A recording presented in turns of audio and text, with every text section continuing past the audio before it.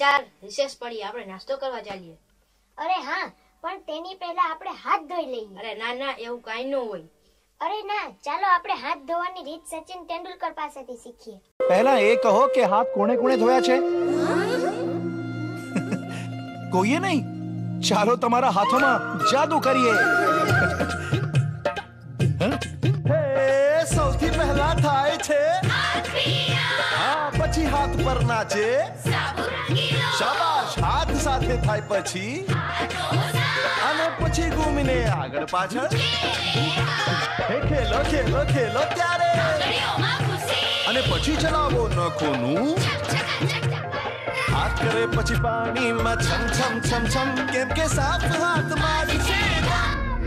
બાળકો, તમારા હાથ સારી રીતે ધોઈને સાફ કરો, ખાસ કરીને જમતા પહેલા, અને અજમાવો ચોખ્ખા હાથોનો દમ. ચોખ્ખા હાથમાં દમ છે. અરે આવા મિત્ર, કેમ છો? અરે બસ. અરે આસુ, તારા તો નખ ખૂબ જ વધેલા છે.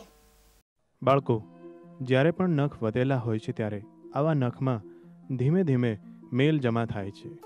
આ મેલની સાથે આવે છે કૃમિના ઈંડા. આ કૃમિના ઈંડા જ્યારે પણ આપ હાથ વડે કંઈ પણ વસ્તુ ખાઓ છો ત્યારે મોં વાટે આપના પેટમાં પહોંચે છે, અને પછી અંકુશ કૃમિ, ગોળ કૃમિ કે સૂત્રકૃમિ જેવા કૃમિના વિવિધ પ્રકારના રોગ થાય છે. આ રોગિષ્ટ બાળકને ધીમે ધીમે પોષણયુક્ત આહાર લેવા છતાં પણ સારો વિકાસ થતો નથી. આવા બાળકને વારંવાર ઝાડા અથવા અપચો પણ થઈ શકે છે, અને આગળ જતાં લોહ તત્વની ખામીને કારણે પાંડુ રોગના લક્ષણો પણ જોવા મળી શકે છે. આવી પરિસ્થિતિમાં આપણે મળમાં જો કૃમિ નીકળતા હોય તો આવા કિસ્સામાં મેબેન્ડાઝોલ કે આલ્બેન્ડાઝોલની દવાઓ લઈ શકાય છે. આ દવાઓ તમામ સરકારી આરોગ્ય કેન્દ્રો પર મફતમાં મળે છે.